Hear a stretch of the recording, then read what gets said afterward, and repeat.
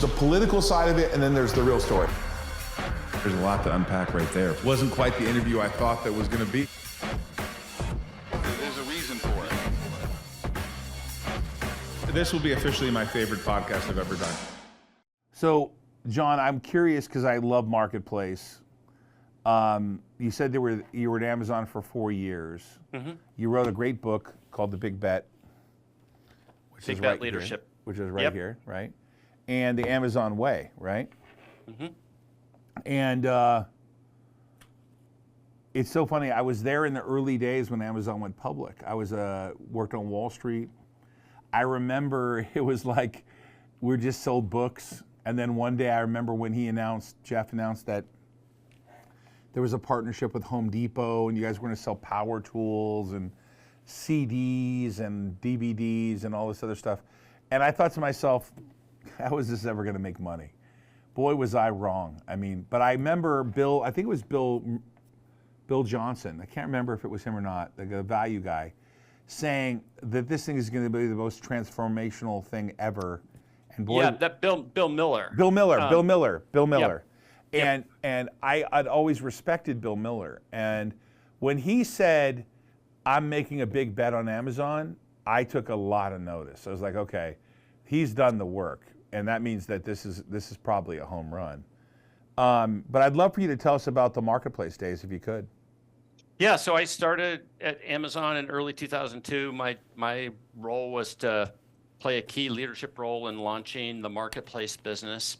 So the Marketplace is third-party selling at Amazon.com. As you stated, at that point, not only was 90% of the business books, music, video, but 90% of that was called first-party retail, right? We bought inventory, we sold inventory. The goal of the Marketplace business was to radically expand into new categories beyond book, music, video, entirely with a third-party inventory model. So third-party selling at Amazon.com. If you remember back then, eBay was the king marketplace. It was very laissez-faire, kind of like, hey, this is between the buyer and the seller. We just match it. And we had a distinctly different point of view about what should the customer experience be, and we really centered it around this notion of trust, and that a customer should be able to trust buying from a third-party seller as much as they trusted buying from Amazon, the first-party retailer. And when we got to clarity on kind of that as like our North Star value proposition, then it got a lot easier for us to design and to outline all the hard work we had to do, as well as all the hard work third-party sellers had to do. But our job was to make it as frictionless as possible, both a great buyer experience, customer experience, as well as a great seller experience. And it was a great laboratory experiment back then, and it was a ton of fun until we launched Marketplace for holiday 2002 with the apparel category. And we launched 14 more categories over the next 2 years. So things like sporting goods and musical instruments, and greatly expanded home, and greatly expanded electronics. And that really is the platform that made the Everything Store the Everything Store. So the Marketplace, what's phenomenal is I know there's still a lot to this day of people that do nefarious things, but how much of the nefarious things did you guys have to overcome with the third-party sellers, where you were absorbing if the third-party seller didn't come through? You took the money from the customer, where I've seen where they were sending things and they were a shoebox, but it wasn't really shoes in them. We launched the platform. So typically fraud comes in once you have a platform of scale, right? Like once you've reached success, now this is a market where fraudsters look to for opportunity. We didn't really have the real fraud issues. We had some buyer fraud back then, so people buying from untrue, trustworthy. We had more buyer fraud and customer fraud than we did seller fraud at that point. So that really came about once the marketplace got scale, kind of starting in 2012 and onward and everything. So, like anything, it's going to be used for both good and for evil purposes. Fraudsters are incredibly clever and persistent people, and they're going to find ways and find wedges where there's edge cases that can be exploited. And your job as the policeman and owning that is to be ferreting those out and making good. But what we always took to heart, even in the first days, was the A to Z guarantee, which was we are first going to honor the commitment to the customer. And if there's any dispute between a buyer and a seller, we're typically going to vote in favor of the customer. And we worked it out on the back end with the seller and depending upon the circumstances. But we held sellers to the same bar as we held Amazon, the retailer, in terms of quality, shipping, refund. That entire experience had to be as close as possible to how Amazon, the first party retailer, ran our business. Yeah, I was always mesmerized by the ticket printing, where you'd get something on Marketplace, you could print right there and it would ship immediately. Right. But you guys just did that and overcame those problems. It's like such a big part of what you guys do now. Yeah, and I think that, there's a storyline here of all the superpowers of Amazon. The one that doesn't get measured or talked about is patience, right? So we launched the Amazon Marketplace in 2002. Types of situations and capabilities that you're talking about now were really the developments that happened, post 2010. It took probably 6 to 8 years, and really the combination of Marketplace with Prime and with what's called FBA, fulfillment by Amazon. It was those three capabilities, none of which, when we were launching the Marketplace, we didn't know that there was going to be a Prime, and we didn't know that there was going to be this thing called FBA. But Amazon has this ability to stay patient, and as long as we could see unit economics getting in line, we could see a great customer experience, we felt good about the brand representation, we could have strategic patience about kind of growing the businesses. And so many enterprises, when they are looking at introducing something new, they make all types of mistakes around how and when to scale that. And that's part of the story of Big Bet Leadership is really having that clear-eyed view of how do you evaluate a situation and make the right decision, whether it's kind of continue or pull back or scale or do an adjustment. Understanding that type of key decision making is a really high stakes moment, and most senior leaders get it wrong. What was it like there? What was your background before you got to Amazon? Yeah, so I'd been a partner at Arthur Andersen before Amazon, and I had always been involved in integration. So people, process, data, systems, connectedness has been kind of the common thread across my entire career. And a former colleague of mine from Arthur Andersen was a senior finance director at Amazon at the time, and he was like, John's the guy we should talk to about this thing that they were thinking about in 2001. So I think I had 23 interviews over 3 or 4 months, and it really was like a consulting assignment. Like we were partially interviewing and we were partially figuring out what's the real killer feature that was going to make this marketplace work. And so I started there in early 2002. So you were on the consulting side of Arthur Andersen. Yep. Right.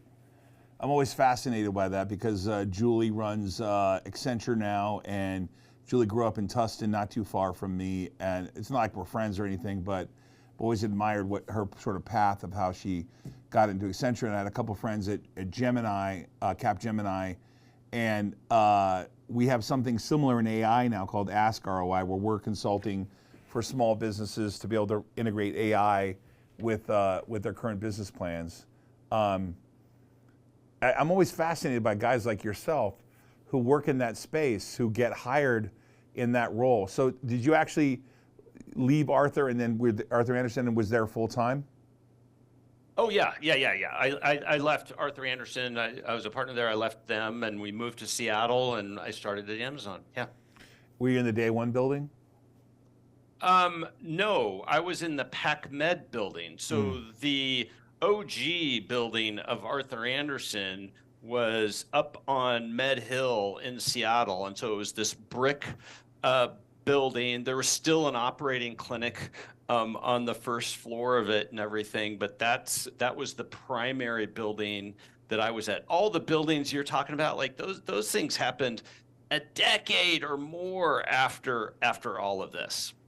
Although it's been now almost 20 years since I've left Amazon, how we worked, how the expectations we had on each other, the common orientation towards values, those things got codified as the Amazon leadership principles. I wrote a book called The Amazon Way about the Amazon leadership principles.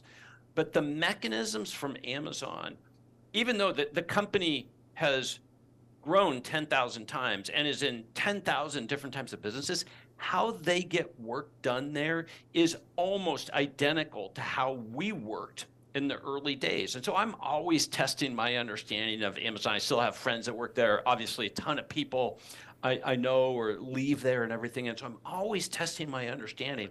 And so that is one of the things that Amazon got so right, was like this element of kind of leadership and culture and how we work together and what the expectations were of leader. And that's really the work I've done since I've left Amazon, is to take their little mindsets, their little mechanisms, their approaches, and help insert it into my client's business in an appropriate manner. And so all the books I've written, The Amazon Way, Think Like Amazon, Big Bet Leadership, those have all been about, based off of so many of the first principles of how Amazon does things, how to appropriately put them into the context of your business.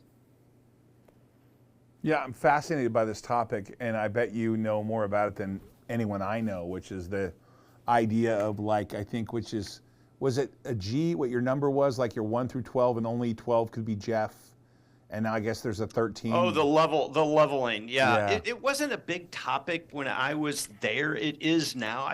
So I was a director at that point, which was a senior person, but now there's tens of thousands of directors, and so I don't even know what all the different levels are at Amazon and stuff. So, but how did they make it up though? Like you had to have made it up from scratch, and they created their own infrastructure around having so many different divisions and different. I mean, CEO of it was through exploration, right? So it was really this concept of start with the customer, start with the problem, work backwards, and be willing to build tools and capabilities that satisfy that customer need. Oftentimes that customer was, hey, this is a problem, this is a need of an Amazon operating unit, but let's turn it inside out and find external customers for it too. And it was that mindset, that kind of, call that platform strategy mindset, that so many of the businesses of Amazon got sprung out, like AWS. AWS didn't start off as like, we're going to be a cloud infrastructure juggernaut. It was like, let's create scalable API accessible infrastructure for our own website teams. Oh, let's turn it inside out and see if any developers come and use it. Guess what? They loved it. They came to it. It's like, oh, this is a business. Then they started leaning into the business. And it's that exploration of solving hard problems for customers in scalable ways that has been, the path of Amazon, and how they went from 2000 being a book e-commerce retailer to a conglomerate business today in so many different lines of businesses, but they all operate with the same operating model and the same set of leadership principles, and that's what I've captured in my books. Why'd you decide to leave, by the way? Well, you're trying to set me back on my therapy and everything here, Todd. So I left. So context Therapy. is everything, right? So as a senior person at Amazon, the vast majority of my potential compensation was in stock appreciation. At that point, it was stock options. It wasn't even RSUs, right? And so you had to see a stock appreciation. So the stock was essentially flat for 8 years at Amazon. People only remember since 2009, 2010, and the stock has gone up. But from 2000, 2001 through 2008, that stock was flat. Yep. So here I was working at a third of my relative market comp. I was running this international business. My boys were 6 and 4 at the end, and it's like I wanted more control over the business that I was doing than I was going to get at Amazon. Some former Arthur Andersen partners of mine started a business consulting practice within a restructuring firm. So the restructuring firm was Alvarez and Marcel. We started the healthy corporate consulting business in 2005. They called me. It's like, hey, John, we got a great platform for you to operate on. Do you want to come operate this? And it was like, yeah, it was a great opportunity. But, Amazon absolutely, I thought I was a good operator. I thought I was a good thinker before I was at Amazon. It completely sharpened me into somebody who really scrutinizes things that are presented as facts when they actually are assumptions or guesses, and completely reshaped what I think about as far as strategy making and good operators. What was your interaction like, or did you have any interaction with Jeff directly? Oh yeah, absolutely. Yeah. So for about a 2-year period, we met every week because the marketplace was the big bet for Amazon at that point. We got to travel a few times together. So the second business I ran was called Enterprise Services, where we ran Target.com, Toys R Us, a bunch of other enterprise e-commerce businesses, and so he would make some client visits with us and everything. He was fantastic. Like he was a demanding leader. He had high expectations, and what he expected you to understand your business well. And I thought it was completely appropriate, and I would want nothing less of somebody than to have high expectations for me understanding our business. And he was at his absolute best when it was a creative problem-solving discussion about, like, what's the real customer situation? What's our hypothesis about what's going to be better? What solution are we going to deliver to them? How do we test it out? How do we measure something? He was a fantastic collaborator. Was it the when you talk about measuring, were these matrix, like the measurements that you guys came up with, did you come up with them with Jeff? Like, how do the creation of, like, measure what matters, the sort of, like, what's the empirical data? It depended on the circumstance, but there were a lot of discussions where we would spend more time talking about how we were going to measure a new business, a new service, a new geography, or a new category. We would talk more about how we were going to measure it than we would about what the actual plan was or the actual requirements, because we knew that if we put the right measurements in place and if you put the right leadership model around it, then that team was going to get it right over time. And so we spent a lot of time talking about what the right metrics were, and it was always a balance of different types of metrics. You would rarely optimize on just one type of metric, because there's always growth, there's always margin, there's always cost, there's always quality, there's always experience, there's always these operational. So you always had a balanced set of metrics that you were thinking. Hi there, who are you? I'm Jeff Bezos. And what is your claim to fame? I'm the founder of Amazon.com. Where did you get an idea for Amazon.com? Well, 3 years ago, I was in New York City working for a quantitative hedge fund when I came across the startling statistic that web usage was growing at 2,300% a year. So I decided I would try and find a business plan that made sense in the context of that growth. And I picked books as the first best product to sell online, after making a list of like 20 different products that you might be able to sell. And books were great as the first best, because books are incredibly unusual in one respect, and that is that there are more items in the book category than there are items in any other category by far. Music is number 2. There are about 200,000 active music CDs at any given time. But in the book space, there are more than 3 million different books worldwide active and in print at any given time across all languages. More than 1.5 million in English alone. So when you have that many items, you can literally build a store online that couldn't exist any other way. And that's important right now because the web is still an infant technology. Basically right now, if you can do things using a more traditional method, you probably should do them using the more traditional method. Since you went to Alvarez and Marcel, and you weren't, and I know them well actually, and Oh, nice. I worked on Wall Street for 20. I don't know how old am I now? 34 years. And obviously, there were always a restructuring turnaround place. But I heard you say that you went to work in a division there, which was not a turnaround place, but basically what to help. The core focus was healthy corporates, but we would always approach it with a turnaround mindset. So bring more urgency, less PowerPoint, more action to the situation. So the reason I bring that up is because I'm really transfixed myself on our own business. We do around $200 million a year, about 718 employees, and I've noticed Nice. that the critical thing, at least one of them, are that if you don't measure anything, nothing happens, right? I don't know what it. So I wondered if you had any correlation. You being at Arthur before, I mean, you got a really diverse background now. I can kind of see how you could be a big value add, especially in terms of your personal experience. But if you're not measuring it, is it possible for it to matter? Meaning, does it just deteriorate over time, or do you feel like you have to measure it?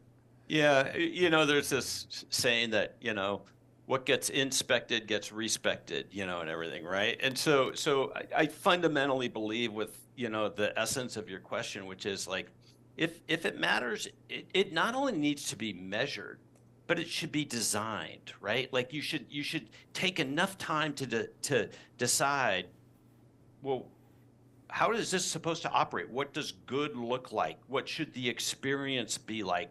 What's the flow? What's the design? As well as what the metrics are. So all core processes, if it's important, it should have a design element to it. It should have a leadership element to it. It should have an operating model, of which, of course, the metrics. But metrics need to be both short-term in basis and long-term in basis. Short-term metrics are like, how did the business work today and everything? Long-term metrics tend to deal more with kind of growth, margin, customer satisfaction, those types of things. And so those carefully designed and thoughtful, both daily metrics and long-term metrics, are a key component, not just in managing it, but if you can't design the metrics for it, then you really don't know what the essence of the service or the capability is. Yeah, I'm actually a little mesmerized about what I hear about Amazon in the HR department. And you said you interviewed 23 times. How big does your HR department have to be to scale?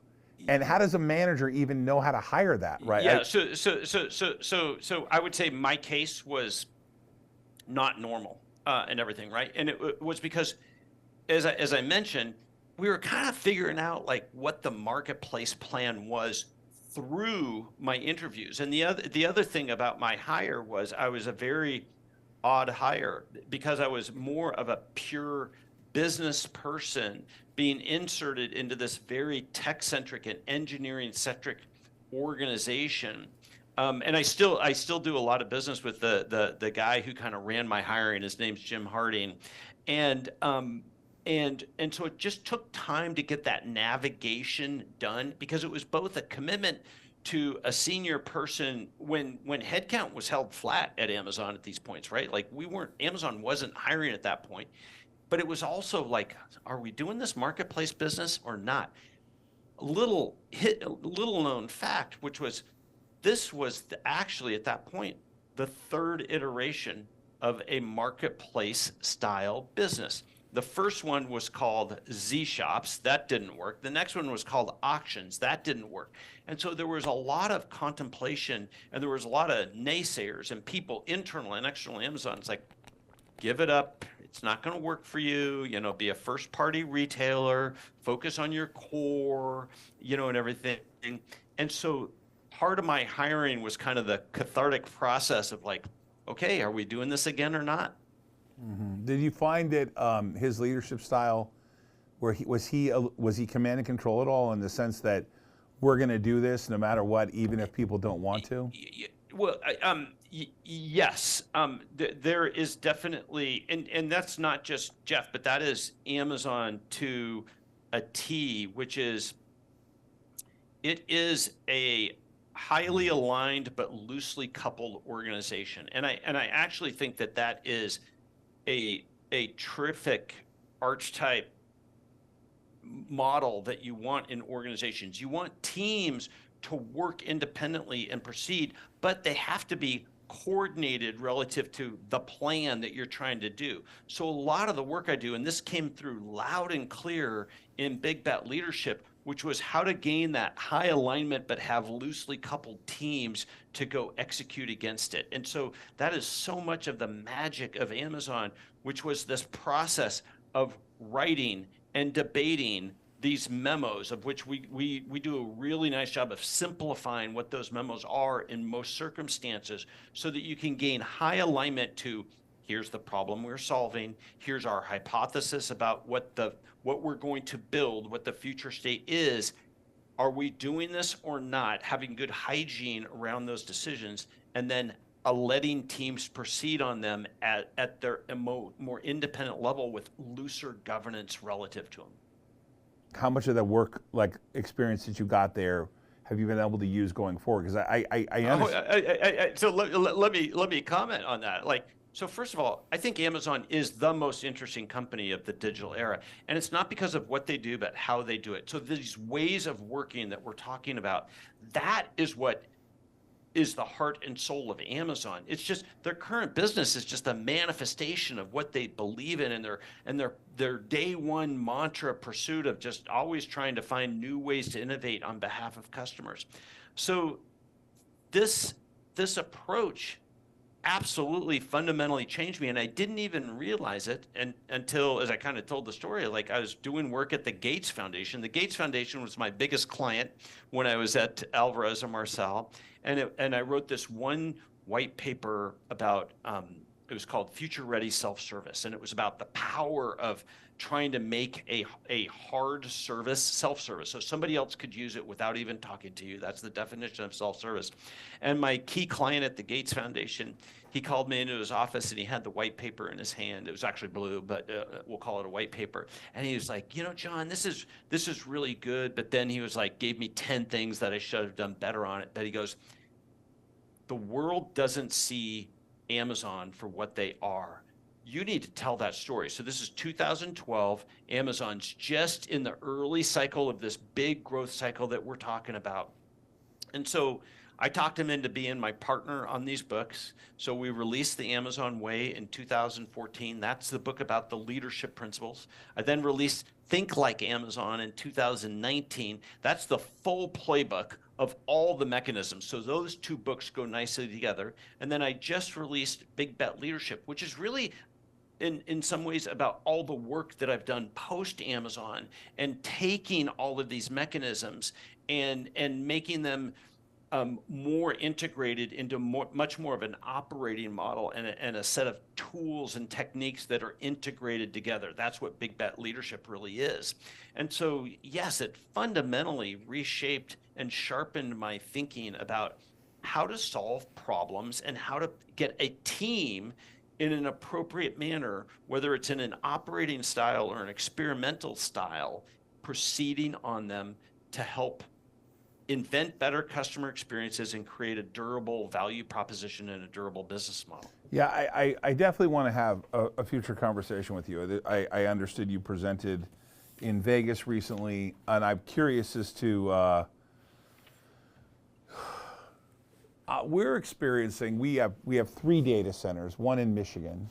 We're experiencing sort of a hyperbolic demand for AI compute, right? And IT load around, we really started off as a Bitcoin miner, and there was a really big demand for power. that's transitioning to AI and running the video chips, running AI clusters, et cetera. And obviously, you being a tech guy, there's no question that it's affected everything you do. I'm curious about what you think the current state of this sort of what seems to be insanity around the AI growth story. Well, what was it that Bill Gates said, which is we tend to overestimate the short-term impact of a new technology, but underestimate its long-term impact of a technology, of fundamental technology. And I think that quote captures the essence of AI to a T, which is no doubt we are in a hype cycle. But there's reality behind that hype cycle, right? But 50%. But the problem is knowing the 50% that's hyped and the 50% that's real. It's in your book, it's transformational. I would love to understand your hypothesis about what this hyper digital era is. So if you accept the argument, like the digital era started, call it 25 years ago, Netscape IPO is largely accepted in 1995 as the start of the digital era. And if you accept the fact, like, hey, there's been a lot of great new companies, a ton of disruption in established industries, customer experiences have been improved, new business models. But my proposal to you is that 25-year period, that's going to be like the warm-up innings for what the next 25 years is going to be. And what's fundamentally going to change in the next 25 years is productivity. Productivity has been on a general slight increase, like 2% a year if you think about white collar productivity in the US. But between the technology megaforce, our declining birth rates and increasing age of our workforce, and the indebtedness and the commitments that our federal government has, those megaforces are going to combine to create an environment where you are going to see companies that are 10 to 100x more productive than their relative current peer is today. Mm-hmm. And the impact of that is going to be that there's going to be a ton of new winners and new losers. And so your job as a senior leader is to be an active skeptic. Active meaning you engage, you test, you proceed on these things in an experimental mindset, but that you prove them out before you scale them. That's the whole story of Big Bet Leadership, is how to have high ambition, but actually de-risk these things before you make big commitments to it. And that's the story of Big Bet Leadership. We are horrible at these types of changes. Over 75 to 85% of all initiatives fail. And that includes the easy initiatives, right? So we fundamentally have to get better as senior leaders in how we drive change in our organization. Hey, Bossman. In how we drive change in our organizations. And this book is the operating model, the leadership playbook to help leaders do that better. But that's my projection, is like the winners and losers will be those companies that actually make transformation a core capability. And back to the statement I made earlier, that's what makes Amazon the most interesting company, because they have proved they are a transformation savant. They have transformed that company time and time again, while also being a world-class operator. How do you even handicap what's happening with AI? I mean, I saw Warren Buffett over the weekend talk about how someone made a fake AI of him and asked for fake things, and he's very concerned about the scammy nature of this. And of course, this happens in any transformational business. There's scams. There were scams when people first got their phones. There were scams on pagers. There's scams on cell phones. There's always someone that's going to scam someone. Exactly. Like we said, any technology or capability is going to have both good actors and bad actors relative to it. In general, the trajectory is going to be powerful. Here's my general take on this, which is the technology is cool and it's hard to implement these technologies, but that's actually not the hardest part of creating value or making change happen in your organization. It's all the other things that have to go along with it, including how do we create a business model that is actually going to be self-sustaining and have cost advantages to it? How do we apply these technologies and help our teams and our people to come along on the journey? And so that all of those levers need to be thought through.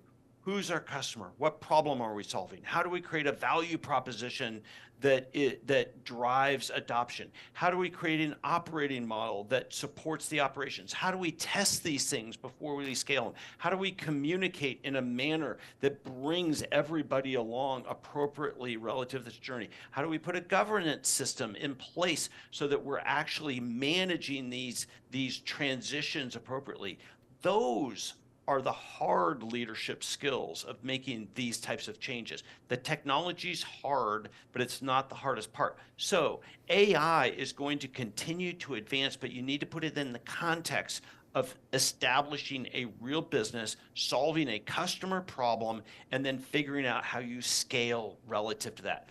The interesting problem that AI hasn't solved for itself yet is the fact that businesses need the set of what I call the entities, right? In the ITY, that postfix means a capability.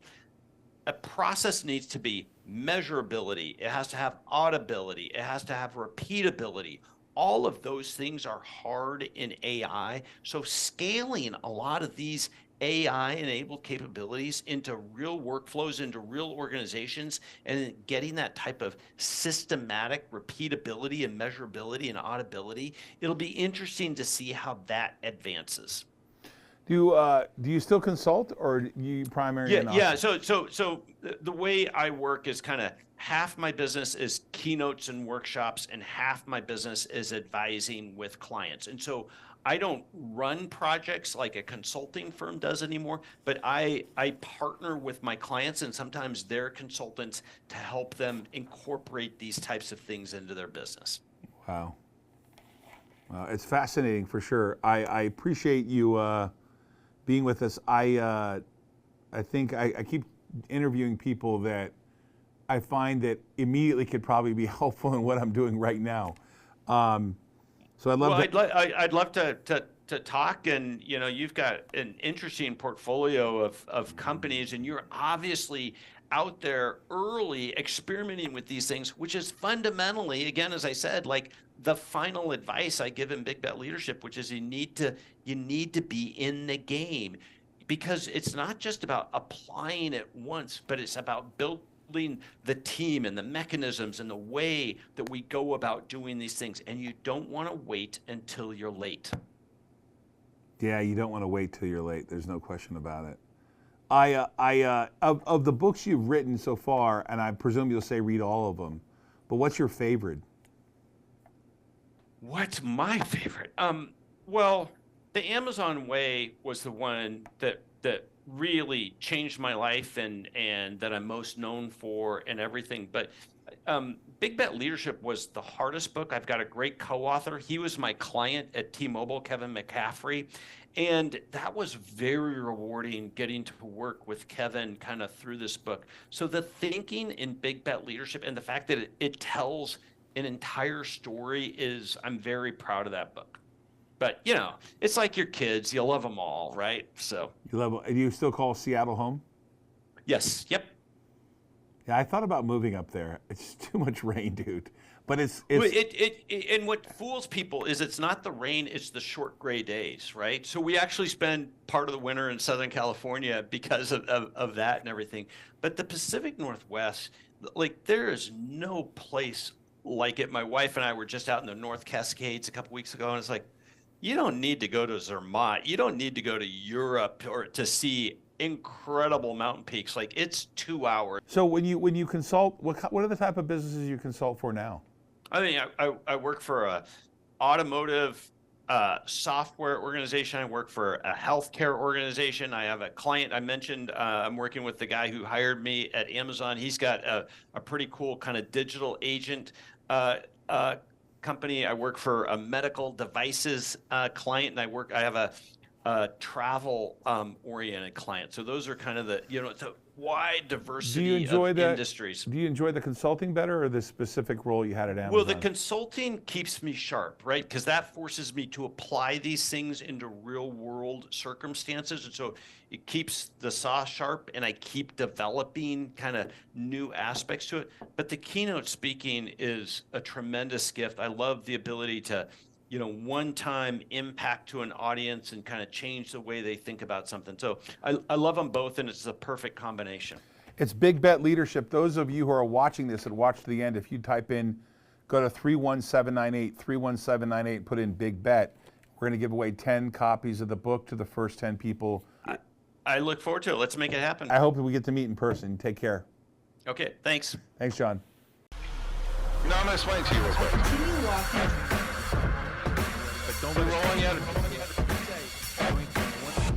There's a reason for it.